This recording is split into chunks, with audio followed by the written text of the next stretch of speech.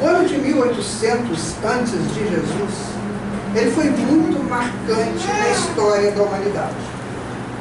Nós tínhamos duas grandes civilizações que faziam-se presente naquele momento.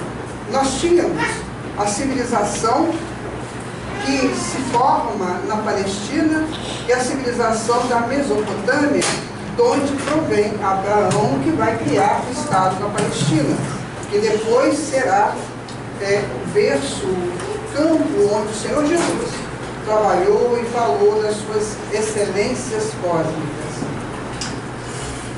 Se pensarmos bem, no campo da Palestina, Abraão, que era um médium, ele recebe uma informação vinda da espiritualidade que diz assim: deixa tudo que você tem, deixa as coisas por aí, pega a tua família e vai para a terra que eu te indicar.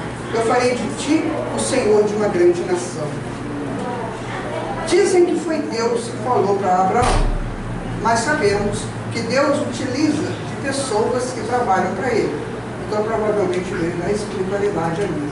E Abraão então faz isso, ele pega lá a mulher dele, Sarai, né, e vai para um lugar chamado Siquém, que era mais ou menos a região central da Palestina, mais tarde ia ter hoje o nome de Samaria. Então fica ali e começam a trabalhar aquelas pessoas que andavam ali meio que nômades, meio que não, os amoreus, principalmente os filisteus. E os filisteus, na verdade, eram um braço dos hebreus que estavam temporariamente na região dos hititas, que ficava na Turquia de hoje. Então aquele povo foi se juntando aos hebreus, foi se juntando e futuramente eles, no processo de encarnar, desencarnar, reencarnar, eles vão se formando também o povo hebreu. E ali começa a bela história das três maiores religiões que nós temos, né? Que é o judaísmo, o cristianismo e o islamismo. Todos eles filhos de Abraão, que é a grande nação que foi prometida ao nosso grande patriarca, o nosso extraordinário patriarca, que é uma das pessoas mais interessantes da história da humanidade. Do outro lado, mais próximo, ali da metade da Mesopotâmia, numa região chamada Babilônia, existia ali um rei chamado Hammurabi. O Hammurabi, ele era uma pessoa também interessante. E ele via que as pessoas se matavam, se roubavam, e buscavam isso, buscavam aquilo. O que ele faz? Ele criou um código. Um código de honra, um código de justiça, que ficou conhecido no mundo como o Código de Hammurabi. O que é um Código de Hammurabi? São 282 artigos que 90% deles manda matar. Então, se você disse mal de uma pessoa e a pessoa não consegue provar o contrário do que você disse, então essa pessoa tem que morrer. Mas não era só a pessoa. Era também o pai, a mãe, o filho, a filha, o irmão, a irmã, era uma matança só. Então esse era o Código de Hammurabi. Era muito vigoroso, mas foi a primeira tentativa de se criar no mundo um plano de justiça. Observem vocês o seguinte: nós temos dois hemisférios, hemisfério direito e hemisfério esquerdo. O mundo também tem seus dois hemisférios. O hemisfério direito, que é a parte lúdica, exercida pelo Oriente. O hemisfério esquerdo, que é a sua parte racional, exercida pelo Ocidente. Até então você só conhecia a compujança do Oriente, por causa da civilização hindu, principalmente. Então foi preciso criar alguma coisa no Ocidente, era preciso construir o Ocidente para criar um campo racional do mundo. E aí o que acontece? Lá entre os hindus, que eram um braço dos exilados de Capela, houve uma dissidência muito grande. E essa dissidência, ela foge para o que hoje é o Irã. E fica lá com o Ciro, com Dario, com aquela turma lá da Mesopotâmia. E ali ela cria uma civilização chamada Ários. E essa civilização, ela vai fazer um trabalho absolutamente esplêndido na humanidade. Eram rebeldes, brigões, guerreiros, matavam a besta, mas foram o único povo que abraçou o primitivo da terra e deu para o primitivo a força dele crescer. Então esta é a civilização ariana, e que sai lá do Extremo Oriente Médio e vai trazendo a civilização até a Espanha, e mais tarde aqui na América. Então foi a civilização que fez o Ocidente acontecer. Mais tarde, um pouco, nós vamos encontrar a civilização minoica, que é uma civilização formada na ilha de Creta, que era um povo de uma beleza, de uma grandeza incrível. Eles faziam barcos, muito barcos, porque eles trabalhavam o Mediterrâneo e o Mar Egeu. Só que os barcos que eles faziam não eram para guerrear. Eram barcos lindíssimos, que vale a pena você pesquisar na história. Eram barcos para levar os produtos que eles fabricavam. Então era uma civilização impressionantemente bela, de onde veio o rei Minos, né? De onde veio o Minotauro, de onde veio o labirinto, aquela coisa toda. E tinha a civilização micênica, que essa civilização micênica ela acaba abrangendo e pega a civilização minoica e ali acaba. Então vem os dórios e conquistam a Grécia. No ano de 800 a.C., um belo contador de histórias saía falando de um tal de Zeus, um tal de Cronos, um tal de Urano, sabe? Começou a falar essas coisas, ele saía contando histórias. Ele era um contador de histórias. E as pessoas sentavam para ficar vendo ele contar aquelas histórias. Mas que histórias eram aquelas e quem era aquele homem? Aquele homem ficou na história com o nome de Homero. Primeira literatura do Ocidente. Homero. Mais tarde, 200 anos depois, veio Hesíodo, que fez a cronologia dos deuses. Agora, olha que interessante isso tudo. O deus Urano casa-se com Gaia. E daí tem um filho chamado Cronos. E esse filho casa-se depois com Ateia. Só que eles tinham muitos filhos. E todos os filhos que nasciam de Cronos com Ateia eram devorados por Cronos. Até que um dia Gaia, até que um dia Ateia, vendo aquela coisa dos filhos serem devorados, falou assim: mas peraí, por que ele come todos os meus filhos? Aí quando nasce o filho, o último filho, ela pega esse filho e leva para um lugar muito longe e dá para Cronos uma pedra, como se fosse o filho. E Cronos come a pedra e o filho ficou salvo. Esse filho mais tarde se chama Zeus, que se torna o grande deus do Olimpo. E aí vem os outros deuses, e vem os titãs, e vem as ninfas, vem as musas, e vem uma turma imensa. O que significa isso, minha gente?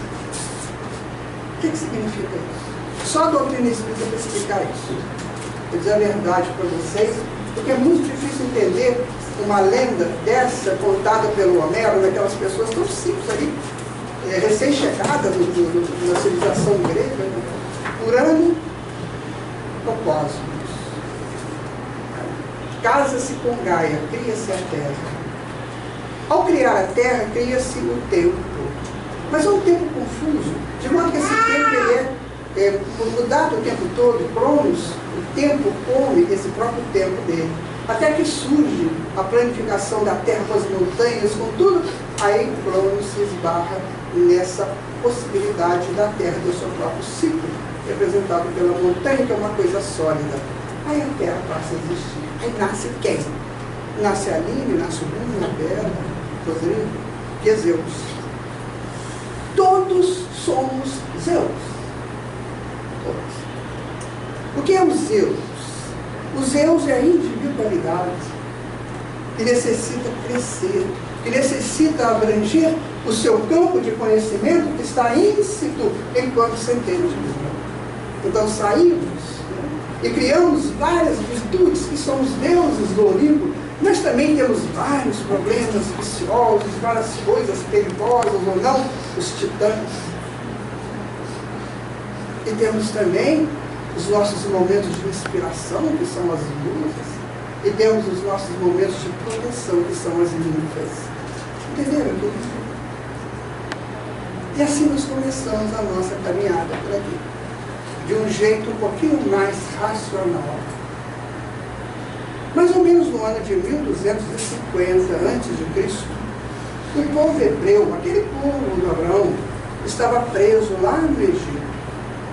Preso, sem saber como sair dali, 400 anos de completa entrega à servidão egípcia. E aí chega lá um senhor, né, que vem de uma famosa cesta, todo mundo conhece essa história, né? Nefertiti, aquela princesa magnífica, lá do palácio do faraó, pega aquela criança, cria aquela criança, e ele é criado como um egípcio. Só que mais tarde, ele descobre que ele não era nada de egípcio, que ele era realmente judeu, e aí ele começa a trabalhar para libertar o povo dele. A gente está encurtando a história, porque a história é muito linda, mas é preciso ser mais rápido nela. E um belo dia ele conversa com Ramsés, que era o rei, o rei Mons, de vida com ele lá, e fala: Ramsés, é um negócio assim, você tem que me ajudar a liberar o povo. E o Ramsés meio que sim, meio que não, libera, depois ele sai, e o Ramsés vai correndo atrás, e diz a história que eles morrem todo mundo afogado no Mar Vermelho, alguns. Muito bem. Este homem, de uma inteligência incrível, ele pega mais ou menos 5.000 pessoas e coloca num lugar chamado Deserto do Sinai. Então ele não entra direto na Palestina com aquele povo. Ele fica lá 40 anos no deserto do Sinai com aquele povo. Para quê? Por que ele já não entrou direto? A Palestina estava lotada de filisteus, que eram praticamente irmãos deles, né? Só que nascidos em outra civilização, que depois viriam agrupar eles. E aí, 40 anos para mudar a geração. Aquele povo estava vindo do Egito com toda aquela fundamentação cultural egípcia, e agora eles tinham que montar o quê? O tapete vermelho para o Senhor Jesus passar. Que era outra história, que era outra situação. 40 anos de mudança de geração, porque as pessoas desencarnavam muito cedo, então mudando. E aí o que acontece? O nosso prezadíssimo Moisés começa a reforçar neles a ideia do Deus único. Deus único, só tem um Deus. Eles guardaram isso lá no Egito, mas precisavam assim de uma coisa. Por exemplo, eles pegavam Ísis, Osíris e Horus, que são os grandes deuses egípcios, e tinha as estatuetas deles. Então essa menina aqui é Ísis. Eu olhava para Ísis, eu via Ísis, mas eu não via Deus. Como é que eu vou acreditar numa coisa que eu não vejo? Muito difícil. Qual é a possibilidade, qual é a magia que eu tenho que fazer para acreditar em alguma coisa que eu não vejo? Tem que ser um vento, né? Faz algum efeito na gente. Eletricidade, a gente não vê, mas aquele Deus ninguém via. Então, o Moisés, um médium assim, de uma grandeza absurda, ele faz um processo mediúnico que Allan Kardec trabalhou isso lá na codificação do Espiritismo, mas que a gente praticamente não vê isso muito. Moisés sobe o Monte Sinai, uma montanha, sempre tem a montanha na história. Nós estamos montando um outro estudo que vai entrar daqui a pouco no lugar do Espiritismo Olhar, né, para quem acompanha, e nós vamos falar sobre o poder da montanha, na mente, na psique. Tá? Então Moisés sobe a montanha. Ele subiu a montanha, aí ele promove ali um processo mediúnico chamado de escrita direta, que é a espiritualidade escreve sem a mão do médium. Ela marca em algum lugar, pode ser no papel, o Kardec fez no papel, pode ser no papel, pode ser numa pedra, onde ela quiser. A espiritualidade não tem limites, não tem limites. E aí, marcam-se 10 artigos. Gente, é uma pena que o movimento espírita não dá a mínima para isso. 10 mandamentos, isso é coisa do Antigo Testamento, isso é coisa de velharia. O Antigo Testamento tem que jogar fora, tem muito espiritual. Que pena. Eu estudei o Antigo Testamento praticamente todo. Eu fiquei impressionado com o conteúdo. Porque eu li uma coisa que Emmanuel disse, que ali é uma sabedoria profunda. Quando eu li isso de Emmanuel, eu falei, então eu tenho que estudar. Estudamos o Antigo Testamento, eu fiquei encantado com o Antigo Testamento. Então, aqueles 10 mandamentos são 10 posições psicológicas incríveis. Um dia eu já conto para vocês. Tá? Não tudo. Mas eu não vou seminário, né? Isso não dá para fazer nenhuma palestra. E aí, o que acontece? Moisés, então, chega para aquelas pessoas e fala assim: eis o Deus que vocês querem, e não esse Deus de estátua que vocês criaram. E arrebenta com o bezerro lá de ouro, e vamos conversar sobre esse Deus. Agora nós vamos conversar sobre esse Deus. Imagina que eu sou Moisés. Eu vou conversar com vocês sobre esse Deus que Moisés apresentou para mim. Ok? Preparados? Sim. Bom, então se eu não vejo Deus, eu tenho que sentir Deus. De alguma maneira, não é assim? Eu tenho que sentir. E aí o que acontece? Quando você pega os 10 mandamentos, ocorre um fato extremamente magnífico. Porque você vê uma relação, uma correlação absurda. Então o homem não conhecia Deus. Por isso ele matava os seus próprios irmãos. Aí Moisés cria a lei de Italião, que é um avanço do Código de Hammurabi, uma coisa fantástica. Porque se no Código de Hammurabi você tinha que matar a pessoa, o pai, a mãe, o filho, a filha, essa coisa toda, na lei de Italião era só a pessoa que cometia um engano. Então, muito bem, já começou a acertar aí um pouco essa relação entre eles. Agora vamos falar sobre Deus. Como é que é essa relação de Deus? O que Moisés ensina para aquele povo? Então Moisés faz um triângulo e faz uma relação dinâmica dentro deste triângulo, onde ele coloca lá em cima no vértice principal, ele coloca Deus, aqui ele coloca homem e aqui ele coloca homem. Homem, homem, Deus. Então como é que significa? Como é que seria essa coisa? O homem pergunta a Deus o que ele quiser perguntar. Deus responde para o homem e o homem se entende com o homem. Então, uma relação de homem, Deus, Deus, homem, homem, homem. É certo? Agora, você tem um caminho para entender o monoteísmo. Eu quero colocar vocês agora, mais ou menos, pegar aí a época de Isaías, né? Em torno de 900 a.C., você está lá morando na Palestina. Isaías morou aí na região central da Palestina, hoje seria mais ou menos Samaria, por aquela região. E aí o Isaías, que foi um dos maiores profetas, né, que aconteceu naquela região, ele, naquele momento, né, então ele pega um de vocês, põe aqui no centro, né, Samaria. E fala assim: olha para frente. Para você olhar para frente, o que você vê? Síria, Fenícia, que era o norte. Okay? Ele falou: agora olha para o leste. O que você vê lá no leste? Mesopotâmia. Cidade, né, o estado entre dois rios, Antigo e Eufrates. O que você olha lá no sul, o que você vê? Eu vejo o Oriente Próximo e o Oriente mesmo. E agora para o oeste, o que você vê? O oeste eu vejo o Mediterrâneo, eu vejo todas aquelas civilizações, né, do Mediterrâneo, algumas ilhas. Muito bem, você vê Síria, Fenícia, Oriente, Mesopotâmia e Mediterrâneo. Vou colocar Mediterrâneo como se vocês entenderem das civilizações ribeirinhas. E aí, todas elas politeístas. Milhões de deuses. Sabe esses deuses que a gente contou essa história de vocês? Então tinha muito Deus. Muita ligação com esses estados, estatueiros. Aliás, o Maomé se torna Maomé porque era a cidade de Meca.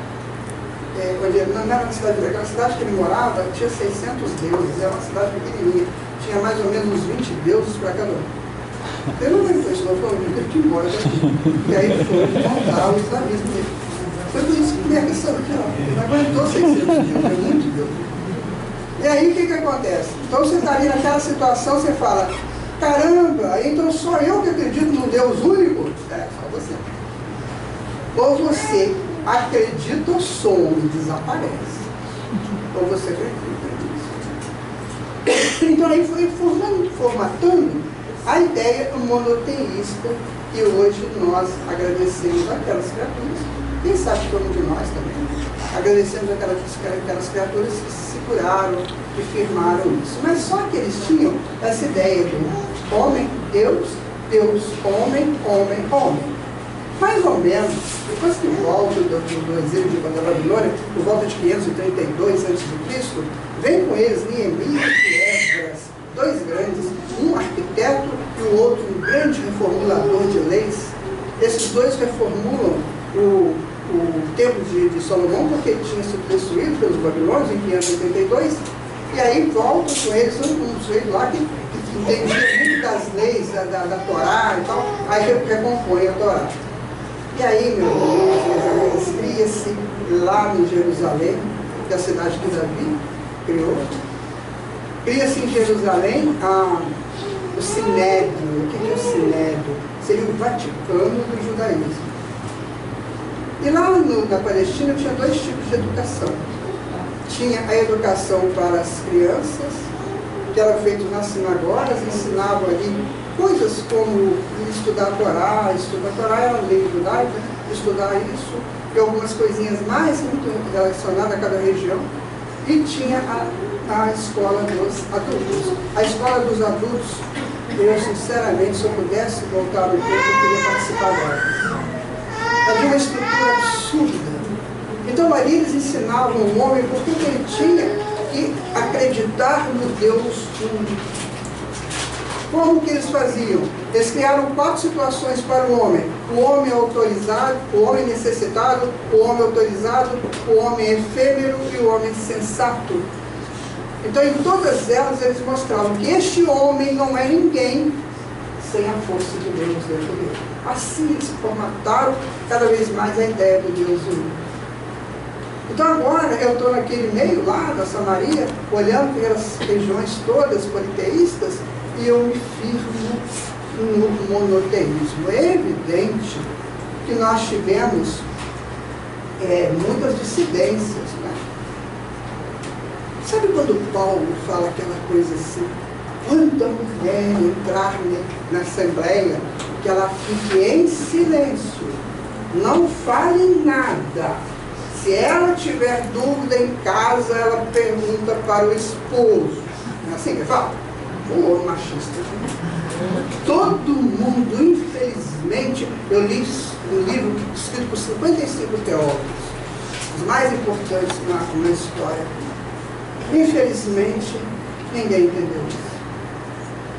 E o Paulo, que esse monumento mundial é julgado assim, sumariamente, por mentes tão pequenas. Vamos entender isso? Há um estudo dentro da Kabbalah que diz o seguinte, que toda a mulher na Bíblia representa a psique. Toda mulher. Quando eu li isso, eu peguei 3 mulheres da Bíblia para entender a psique delas. Peguei Ruth, Esther e Judite, que tem os livros dela no Antigo Testamento. Você pega Esther, essa mulher é de uma estratégia absurda. Ela consegue convencer o rei a não matar os judeus, né? Ela era judia, casada com um rei lá que não era judeu, e ela consegue convencer esse rei a não matar os judeus com uma estratégia absolutamente fantástica que eu vou deixar para vocês estudarem lá.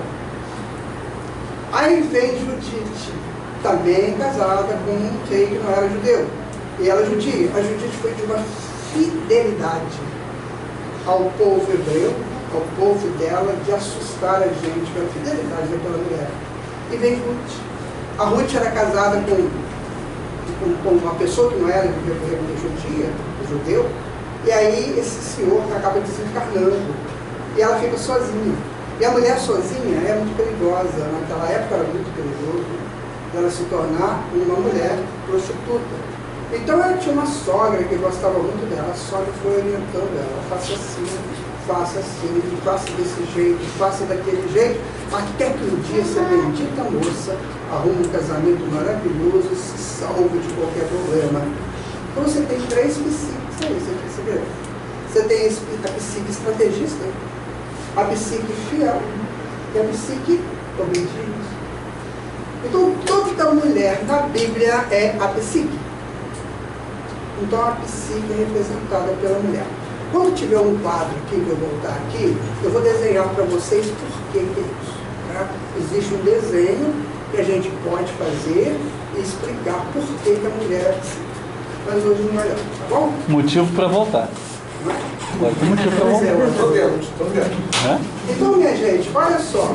Então, nós estamos na primeira revelação. Né? Primeira revelação. Revelação de Deus para o homem. Não é assim?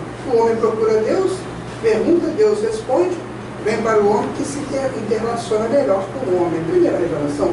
A nosso conhecimento de humanidade, o nosso conhecimento de mundo, se faz por dois caminhos.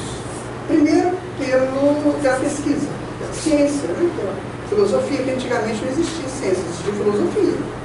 Você tem Parmênides, por exemplo, você tem Leucipo, Demócrito, você tem essa galera toda que antes de Sócrates, eles eram cientistas, não eram filósofos, mas tudo era filosofia na época, né?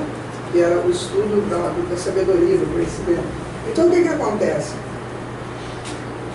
Nós temos, então, essa possibilidade de aprendermos pela pesquisa. E vamos pesquisar. A segunda possibilidade é da revelação.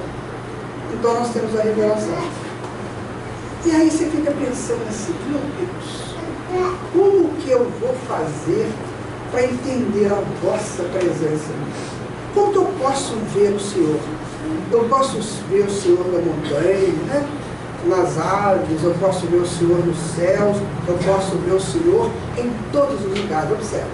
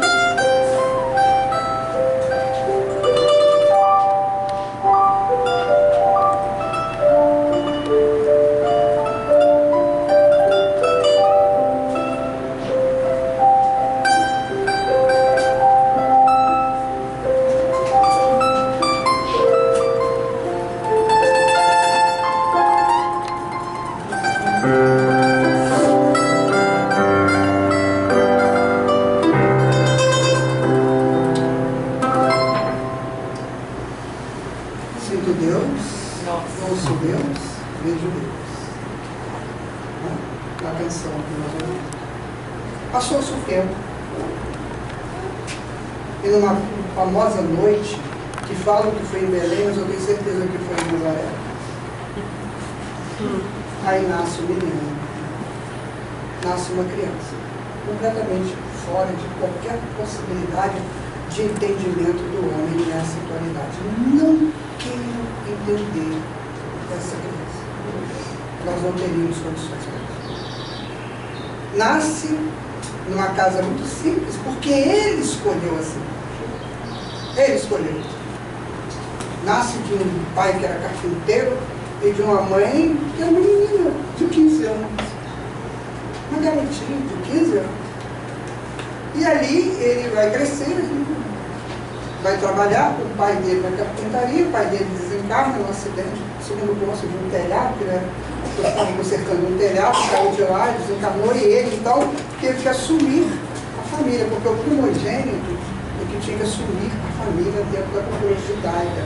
E então ele vai trabalhar ali durante um bom tempo na carpintaria, ajudando financeiramente a família, assim como preparando os irmãos dele, que teve irmãos, preparando os irmãos dele para assumir o trabalho, para ele poder se libertar para o trabalho maior que ele ia fazer. E desde cedo, esse menino, ele assustou, né, os sábios lá do cinema. Que é isso que eu falei para vocês? Ele assustou por quê? Porque ele falava coisas que os sábios não sabiam falar, não entendiam. E aí, ele fala com o pai e a mãe dele assim, quando ele, certa vez, eles se encontram dos pais, os pais muito preocupados com ele, era um garoto de 12 anos. E aí os pais assim, preocupados, por que você fez isso, a mãe principalmente? Eu falei assim, vocês não sabem que eu estou a serviço do meu pai? Aí começa a assustar a pessoa. A serviço do meu pai? Fala, mas o seu pai está aqui. Não é isso que eu estou falando, não. Estou falando do meu pai. Aí aquele moço vai crescendo, um dia ele vai num casamento. Casamento era uma coisa muito séria para os judeus, muito séria. Se o vinho acabasse, antes da festa terminar, porque a festa durava alguns dias, se o vinho acabasse, significava que o casamento não seria feliz. A moça não seria feliz, ninguém seria feliz, então o vinho não podia acabar. Só que naquele bendito casamento, o vinho acabou. E aí, a mãe do menino, do moço, agora já é um jovem, a mãe do jovem, aí tem um emblema que vocês talvez vão raciocinar comigo. Vamos lá. É um emblema muito forte. A mãe do menino chega para ele e fala assim, o vinho acabou. Ele fala, mulher, o que nós temos a ver com isso? Você acha que ela deu papo para ele? Fica por aí. Aqui, reúna todas as pessoas e faz tudo o que ele mandar você fazer. Quem é essa mãe, gente? Vocês têm noção de quem que é essa mãe? Essa mulher foi escolhida entre todos os arcanjos possíveis para ser a mãe dele. Então nós não estamos falando de uma pessoa qualquer. Nós estamos falando de um espírito de uma envergadura que também nós não temos condições de entender. Ela conhecia o filho. Quando ele fala, o que nós temos a ver com isso? E ela fala para reunir fazer o que ele mandasse. E ele então pede 6 bilhas de água e transforma aquilo num vinho, que é aquela coisa mais fácil para ele fazer. 96% do vinho é água. Ele só botou 4% lá da substância. Aí ele tranquilo. É só isso que vocês querem. Aí o povo ficou apavorado. Gente, mas que coisa estranha. Geralmente no casamento você serve o melhor vinho primeiro, agora esse aqui é o melhor vinho no final. Aí perguntaram para ele, por que o senhor está ensinando pessoas a beber? Ele falou assim, você não tem noção do que é você fazer um amigo feliz. Para eles agora a felicidade é essa. Isso é sério. Qual é a minha felicidade? O que me faz feliz? É sério. Gente, ali ele começa uma coisa impressionante, que é trazer Urano para a Terra. Quem que é Urano? Os primitivos falavam que Urano era o Deus que caminhava nos céus. Mais tarde, Jesus fala assim, quer ver? Que a vossa fuga não se dê nem no inverno e nem no dia de sábado. Aí você vai perguntar, mas que negócio é esse? O inverno é a última estação do ciclo, né? Primavera, verão, outono e inverno, assim? Primavera é do 0 aos 14 anos. Não, desculpa, do 0 aos 21 anos. Verão é dos 21 aos 42 anos.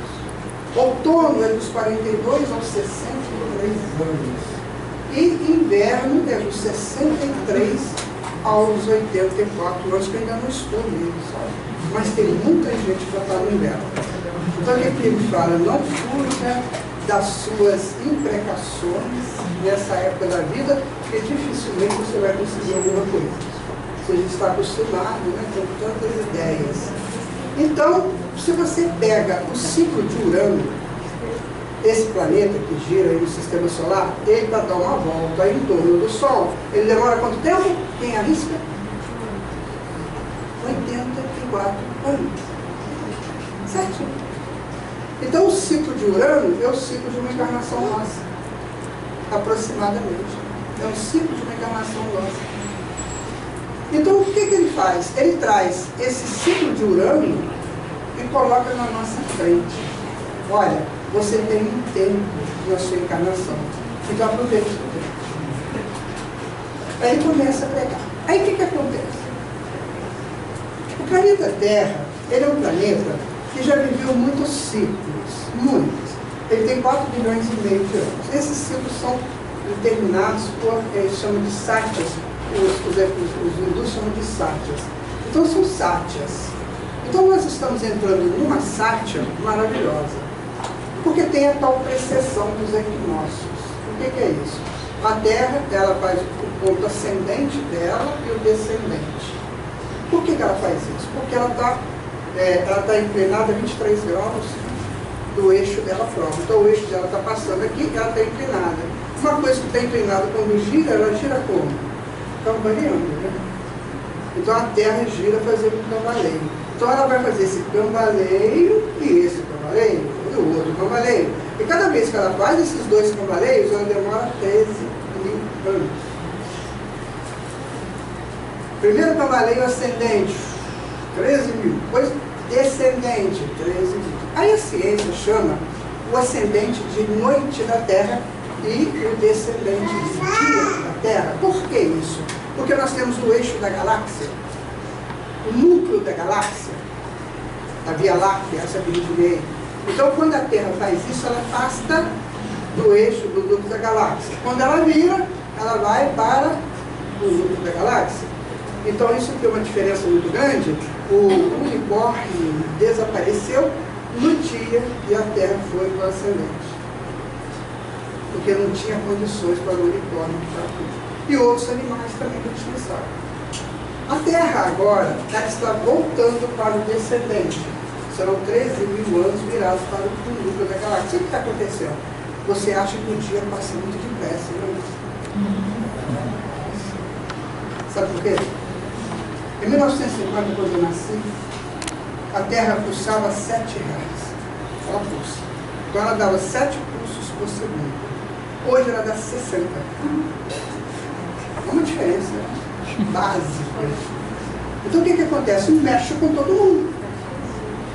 Mexe com tudo, mexe com toda a estrutura. Aí vem suicídio, angústia, depressão, um monte de coisa que está vivendo. Isso aqui é a seleção das pessoas. O que você quer? Você quer viver nesse mundo que vai ser daqui por diante assim? Ou você vai querer ir para outro mundo que já é assim? Você que seleciona. Certo? Então era preciso trazer essas informações todas para nós aqui. E tudo isso é gerido por uma lei só, uma lei única que Einstein procurava saber. Einstein dizia assim, tem que ter uma lei unificadora. Ele procurava e não achava. Ou se ele achou, ele não quis dizer, porque eles vão crucificar ele. Mas, qual é a lei unificadora? É a única lei que tem, dela promana tudo. É a lei do amor. Mas eu não estou falando de fazer amor, tá, gente? Porque aí você vai ter que me dar um caldeirão, né, um negócio de feiticeiro, me ensinar quais os ingredientes que eu ponho ali dentro. Eu não sei fazer. Então o amor é construído. O amor supremo é construído por Deus. Em 5 etapas. E essas etapas podem ser usadas por nós também. Primeiro, inteligência suprema. Segundo, harmonização suprema. Terceiro, perfeição suprema. Quarto, beleza suprema. Quinto, bom supremo. Aí você tem um. Você olha para o universo e vê tudo isso. Ele é inteligente, ele é harmônico, ele é perfeito, ele é belo e ele é bom.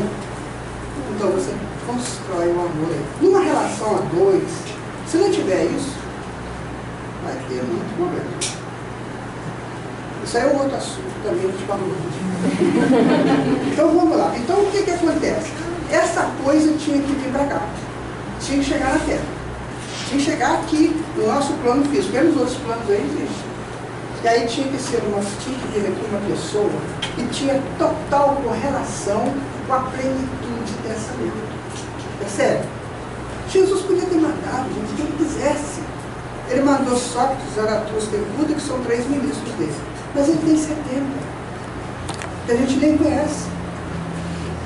podia ter mandado qualquer um daqueles lá para fazer isso, mas não podia, porque nenhum deles, por toda a evolução que eles têm, vivem a plenitude do amor. Só vive a plenitude do amor quem vê a face de Deus. Como ele falou, eu vejo o Pai face a face, não é isso? Então só quem convive com Deus é que pode trazer para algum lugar a plenitude do amor. Aí está a vida de Jesus amor. Plenitude do amor. Então ele estabelece aqui para nós essa questão do amor. Aí você fala assim, peraí, foram 2000 anos depois de Jesus, esse povo, não vou te contar, já matou, já estopou, já abortou, já fez acontecer, certo? Acontece, o amor é uma coisa tão interessante, tão emblemática, enigmática, que ele se faz presente em todos os locais. Uma vez eu era um menino, muito daqueles rebeldes, porque a mediunidade minha sempre foi muito ostensiva. Então eu falava, fazia coisas que ninguém entendia, então eles me batiam, né? Apanhava, o que vocês imaginam. Quando não me dava o tal do comital L, que era um tipo de vitamina, sabe? Um negócio horrível, você vivia que ficava dormindo o dia inteiro e pôr em cima, né? Por quê? Porque eu começava a pular, gritar, eu caía do cavalo, uma coisa horrível, sabe? E aí, essa coisa, um dia, eu tinha um irmão, que era desencarnado, ele era muito meu fã, muito meu chato, eu dele. Um dia eu aprontei, eu devo ter jogado a panela para cima, alguma coisa desse sentido. Porque meus nossos pais desencarnaram quando eu era muito criança, né? A gente foi criado mais ou menos muito moleque junto lá. E aí, eu devia estar lá em casa e joguei uma panela para cima, ele pegou uma vara de marmelo. Você sabe o que é vara de marmelo? Não quero saber, que não vai. Aí ele pegou a vara de marmelo e levantou a vara para me dar uma varada. E eu caí, meio caído no chão, falei, Murilo, pelo amor de Deus, não faz isso. Ele foi e abaixou a vara. O que é isso? A ressonância do amor que Jesus deixou aqui, que faz com que a gente deixe de fazer um erro, cometer um engano dantesco, desnecessário, porque a frequência que você faz. Naquele momento ele deve ter pensado assim, ele é muito meu afeto, nem pensei que questão de afetos também, ele é muito meu afeto, eu não vou fazer isso. Eu deixei de ganhar uma varada pela ressonância do amor que o Senhor Jesus deixou na terra. Eu tenho certeza que vocês têm casos semelhantes. Com certeza, né? Vocês têm casos semelhantes para pensar também. Então Jesus deixa esse amor. O que ele fala? Aí Jesus chega para Pilatos. Eu vou deixar essa coisa aqui. Jesus chega para Pilatos. E Pilatos está lá, aquele homem covarde, sabe? Aquela estrutura puramente covarde, infeliz. Aí o Pilatos queria salvar Jesus. Não queria mandar crucificar Jesus. Só que o homem era tão covarde que ele não exerceu o poder dele. Porque ele teve medo de que ele, Tibério, brigar com ele depois. Você está arrumando confusão com o judeu, eu não quero confusão com o judeu. E o negócio era com o judeu. Aí Pilatos está lá, isso é assim? Jesus quer, o que é verdade? Aí Jesus ia falar e não deixou Jesus falar. Aí teve uma hora que ele falou assim, você é rei? Aí Jesus respondeu, Jesus fala. Jesus falou assim, meu reino ainda não é deste mundo.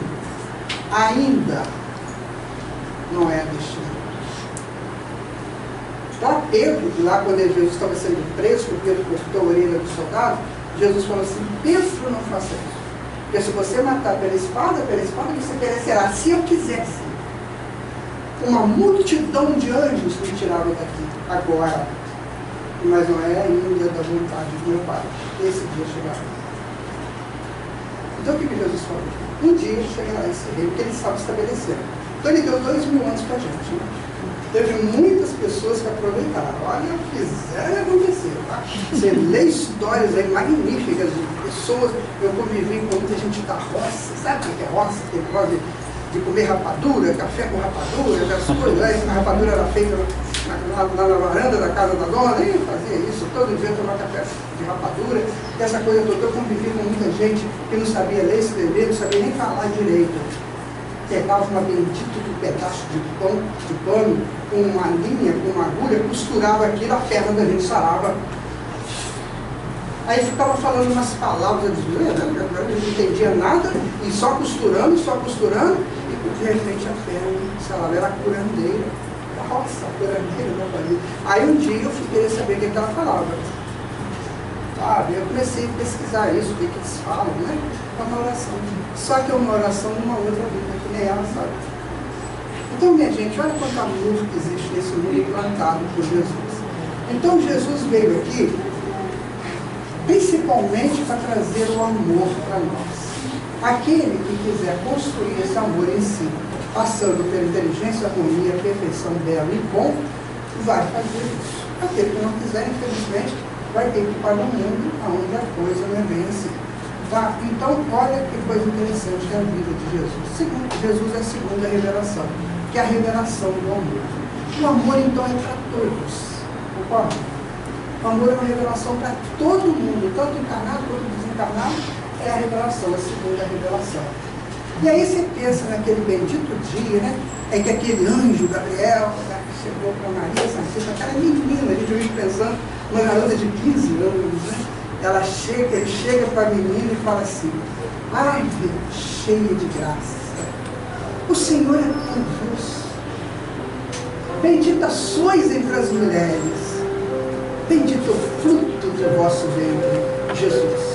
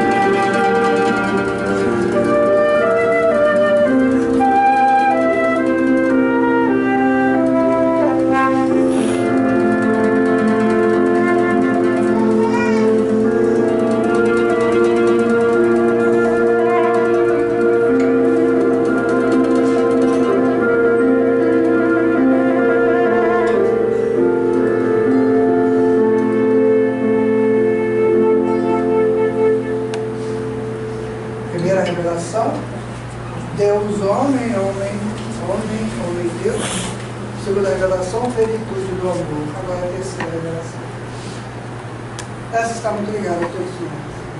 Ela só pôde acontecer depois que o mundo viveu praticamente 1,5 milhão de anos com seus homens, com seus habitantes. O homem começou aqui com 7 milhões de anos atrás, mas para ele se transformar mesmo no hominídeo, alguma coisa relacionada ao homem, é de 1,5 milhão para cá, quando ele migra da África para os outros continentes.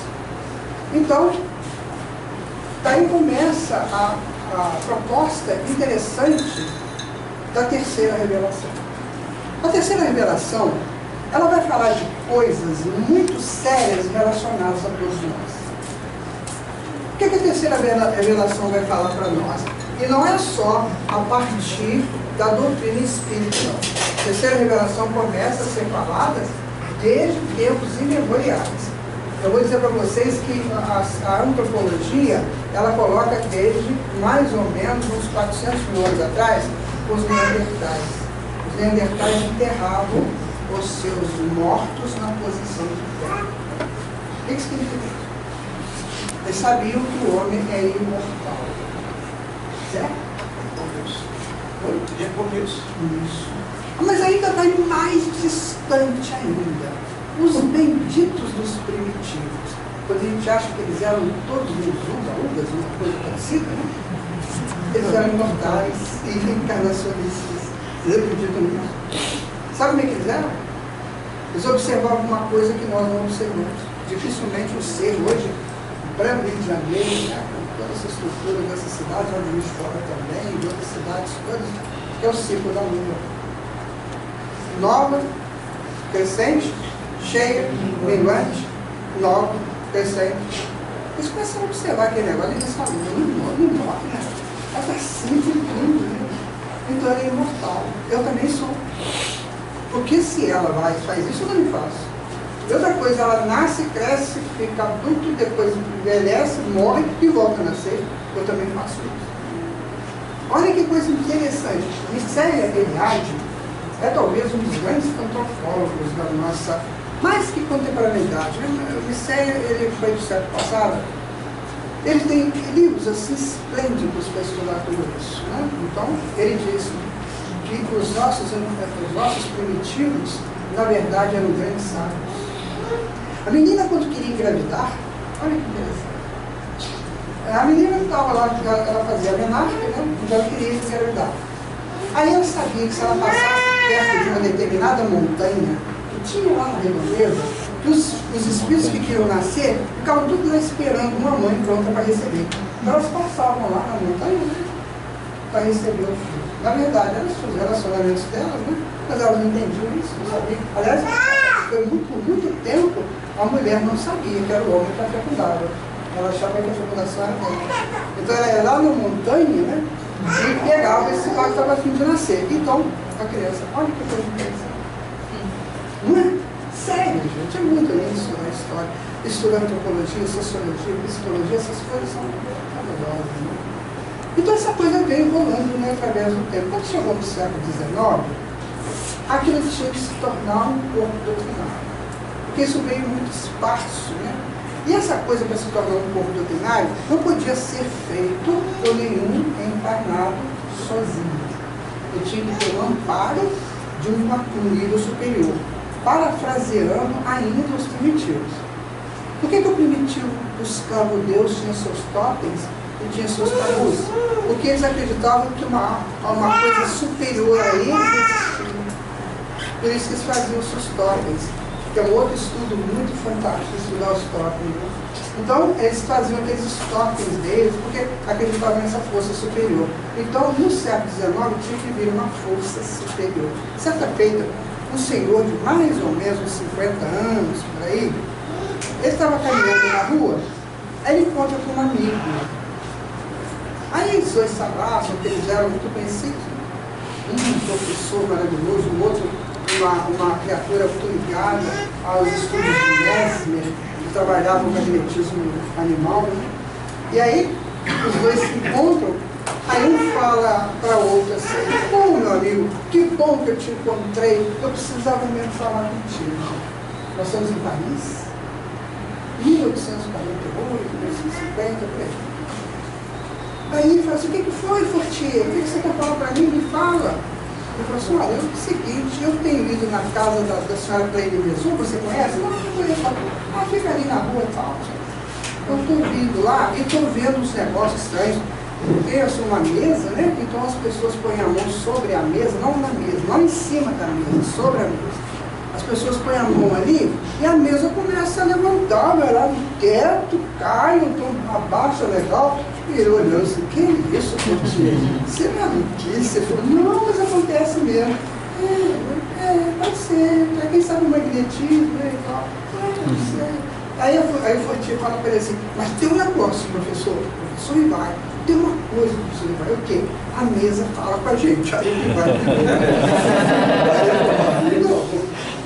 Isso não. Se uma mesa tiver nervos para sentir, né?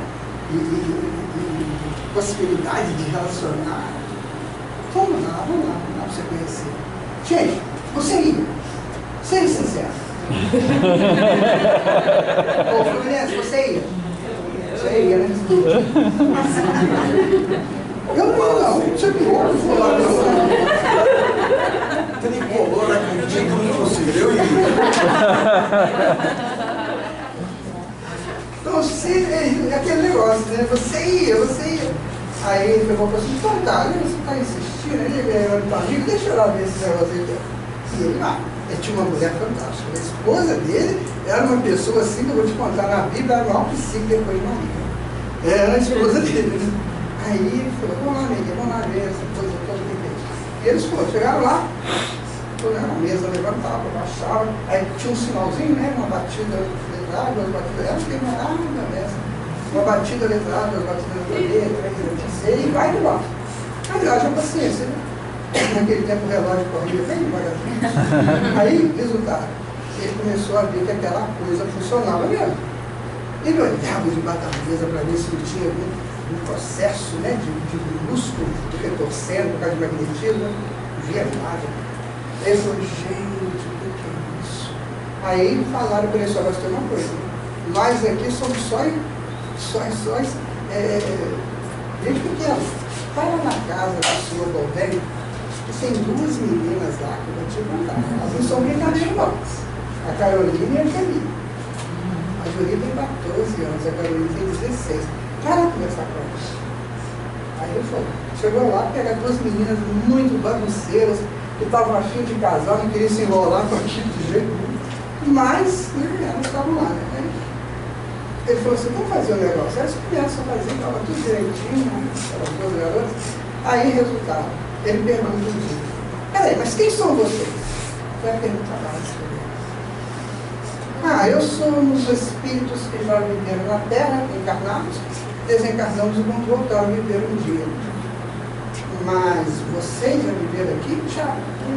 Então vocês são espíritos encarnados? Sim. Ali começa a codificação. Quando eu falar para vocês sobre codificação espírita é muito complicado, sabe por quê? Porque é assim, a codificação espírita, o senhor Allan Kardec, o espírito da verdade, e toda aquela pleiade lá, falaram só para mim. Sabe o que você viu disso? Eles vieram aqui colocar a doutrina espírita só para mim. Entendi. Só para você. Só para você. Só para você. Por que isso? Porque quando Deus nos cria, Ele nos cria com uma singularidade. Ou seja, ninguém é igual a ninguém. Não tem jeito, não tem igual, não existe igual. Porque cada um, uma vez eu perguntei para o mentor assim, como é que funciona esse negócio? Eu falei, estou com medo de te falar e você vai fazer palestra e vai falar isso. O pessoal vai acreditar nisso. Quando não é isso. É só uma ideia. Então me fala. Você imagina que Deus fosse um homem muito grande, muito poderoso, e aí de repente ele vai criar um filho, ele tira uma célula daqui, cria um, depois tira outra célula daqui, cria outro, então não é igual. As células são diferentes. Mas nem isso não, tá? Ainda vou comigo, não é assim não. Então cada um é singular. Então toda vez que eu recebo uma informação, eu decodifico de acordo com a minha singularidade com Deus. Por isso que essa moça gosta de laranja, né? Essa aqui gosta mais do floral, aquela ali do branco, é assim? Porque a nossa singularidade nos faz com Deus. E aí, quando eu pego a doutrina espírita, a codificação, então eu vou estudar aquela que foi feita para mim.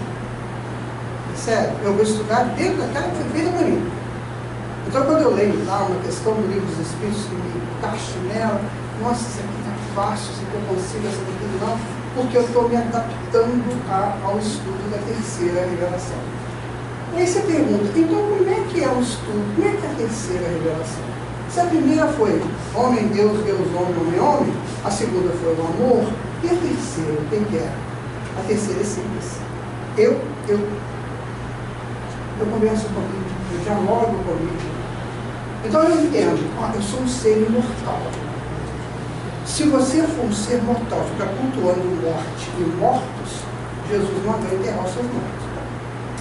Lembra que Jesus falou? Deixa os mortos o cuidado de enterrar os seus mortos. Eu já falei com a gente, quando eu morrer, você não fica com essa história de que meu pai morreu, eu não morri não. Eu desencarnei. Eu tenho um outro filho também que é muito galado comigo. Eu falei, você não vem com essa história que meu pai morreu, não. Eu vou aparecer para você de noite. Não existe morte. Em hipótese alguma, uma energia criada, ela só se transforma, ela nunca acaba. E nós somos energias, pensamos no supra-sumo das energias. Quem que disse isso? O Senhor Jesus.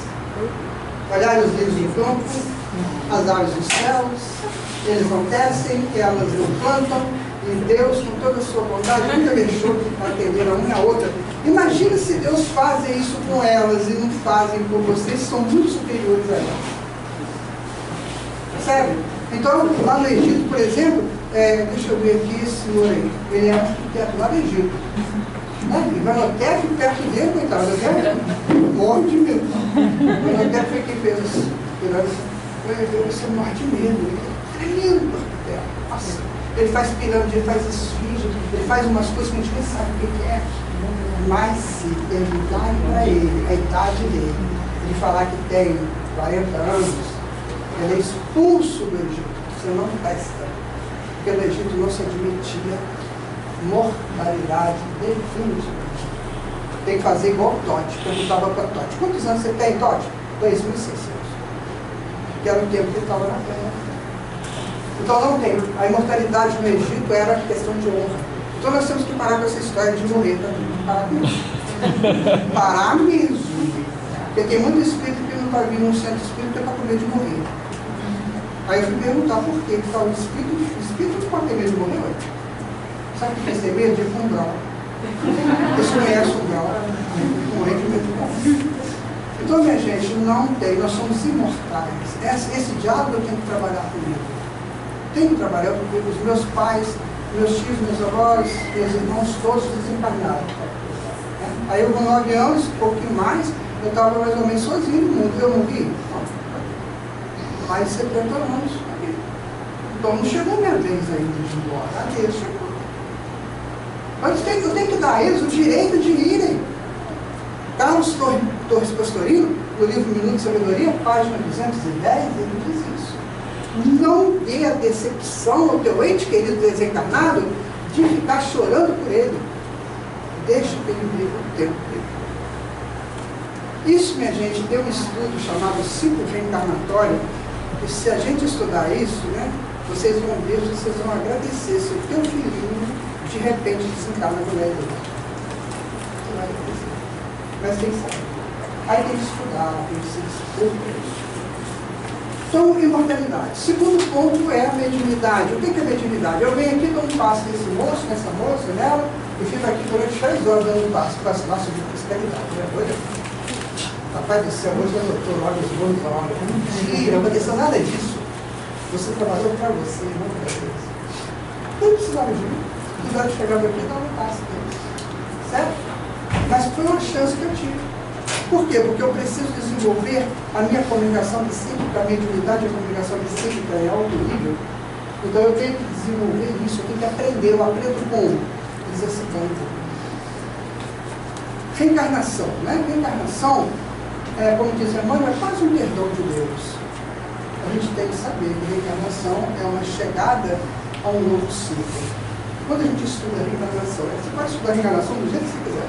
Quando você estuda a reencarnação como um poema, você fica encantado, né? De saber que a cada dia, a cada encarnação que a gente vive, a gente cresceu um pouquinho. Nem que seja um pouquinho, a gente cresceu. Então a encarnação tem um monte de coisa para ser estudada. E se você nega a reencarnação, tudo bem, você tem o direito de negar, tá?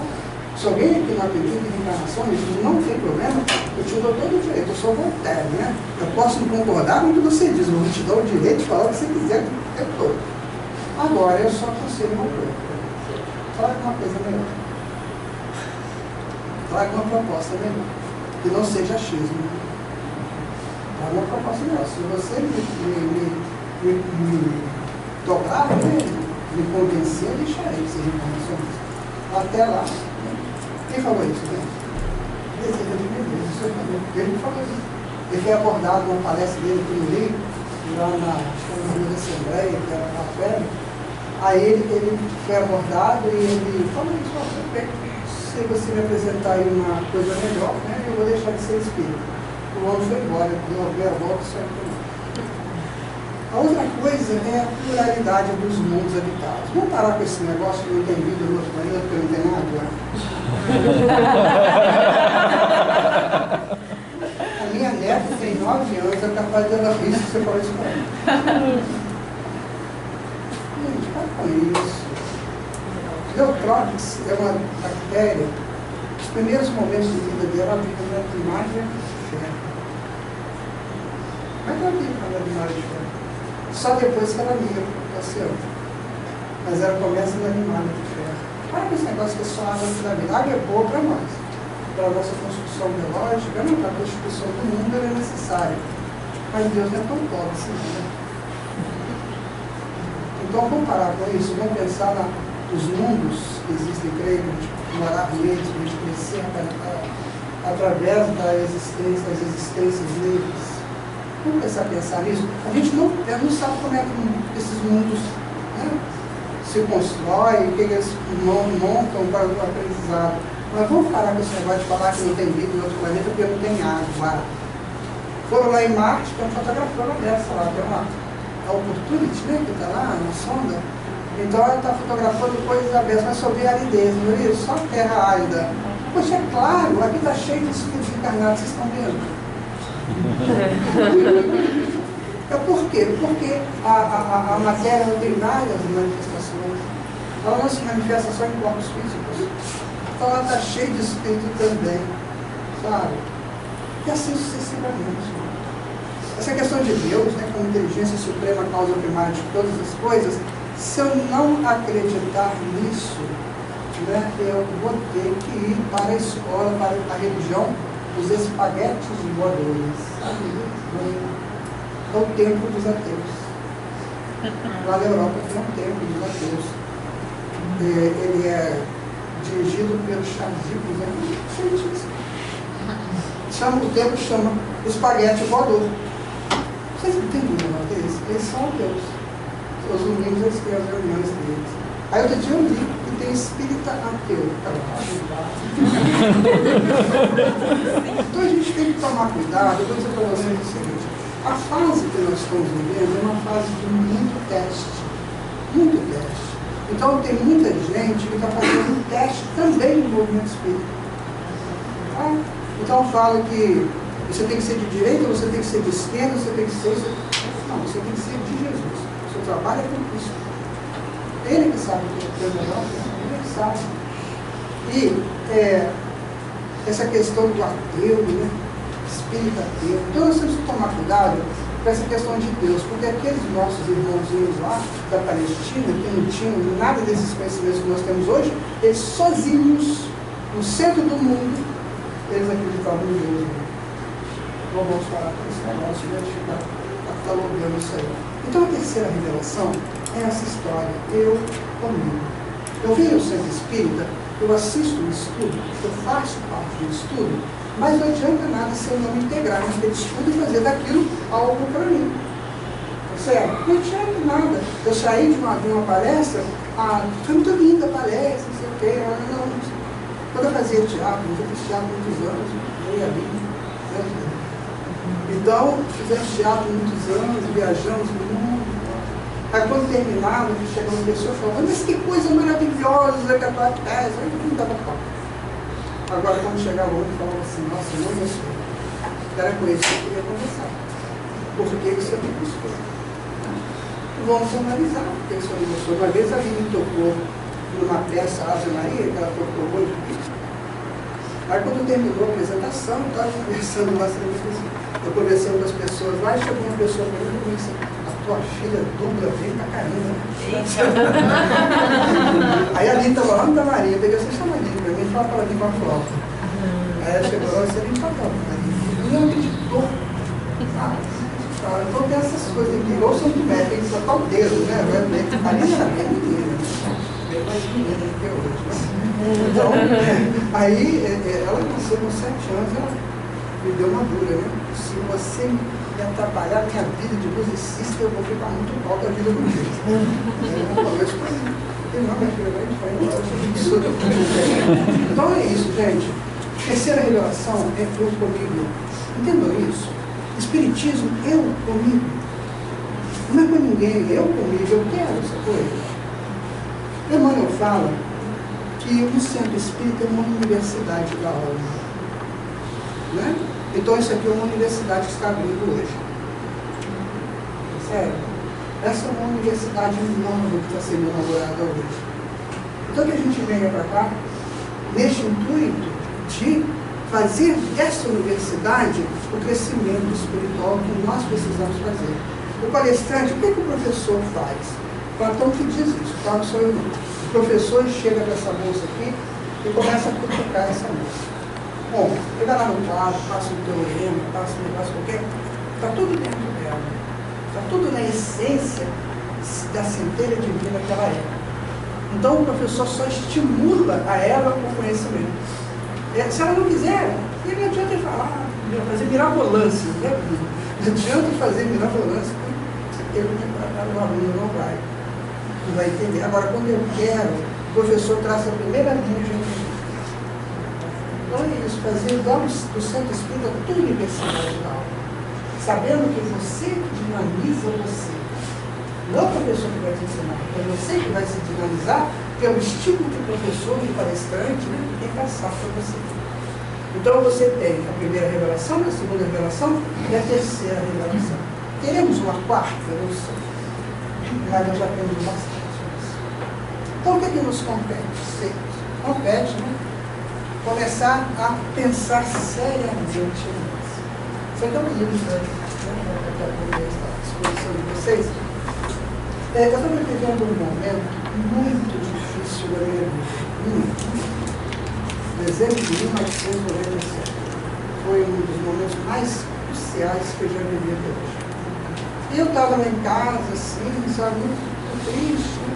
Aí chegou o Candi. Quem é o Candi? O Candi é um mentor que trabalhava conosco lá no grupo. Ele chegou para mim e falou comigo assim, eu fui com ele, né? Ele falou assim, pega um papel e um lápis. Aí eu peguei o papel e o lápis, eu estava sozinho em casa, era uma tarde de um sábado. E aí eu comecei a psicografar um poema. E eu fiquei encantado com o poema, sabe? O poema está nesse livro aqui. E esse poema aqui eu quero deixar para vocês, encerrando o nosso bate-papo de hoje, né? Eu quero deixar para vocês, porque ele falou isso para mim, como um estímulo para eu crescer. Para eu aprender, para eu seguir um caminho melhor, né? Então ele disse para mim assim, vamos caminhar, buscar este céu infinito, tão esquecido por nossos olhos. Vamos lá nas estrelas, além das estrelas. Não fique parado, não fique pregado no chão, coração partido, chorando que o tempo levou. Esqueça, vamos caminhar, buscar esse céu infinito. Ao amor, além do pranto, abrigo nos olhos seus, ao cantar e o canto, alegria, aurora nova, que eu encontro com Deus. Vamos, lá nas estrelas, além das estrelas, para o encontro com Deus. Esse poema foi musicado, né? Eu não vou dizer estar encerrando o nosso estudo.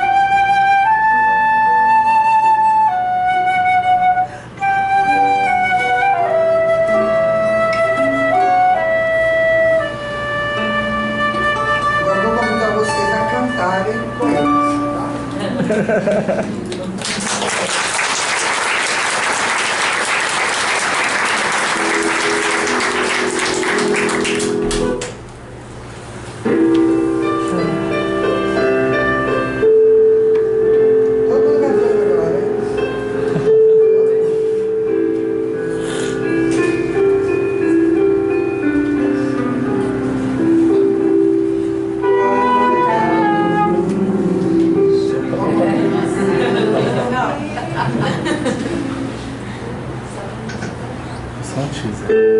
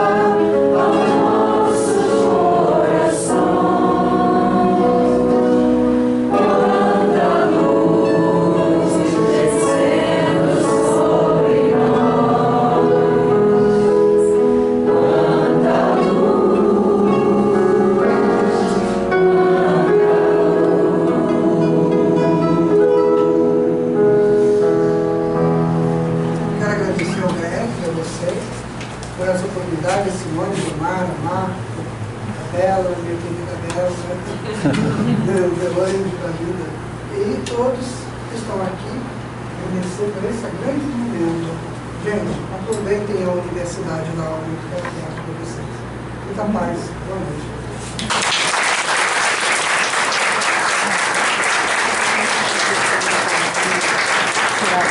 Segundo Carl Gustav Jung, nós temos o inconsciente coletivo e o inconsciente pessoal. E aqui nós estamos praticando os dois. O inconsciente coletivo no momento em que nós juntos, a espiritualidade presente, está marcando esse momento. O inconsciente pessoal, porque cada um de nós aqui presente vai marcar de uma forma indelével nas suas vidas esses instantes tão assim ligados à espiritualidade. Pode ser que num daqueles momentos que a gente esteja por aí pensando alguma coisa e a gente ouve uma canção assim, sabe de onde que vem? Né? E vem lá de dentro, lá do inconsciente, porque nós nos demos o direito de estarmos juntos aqui.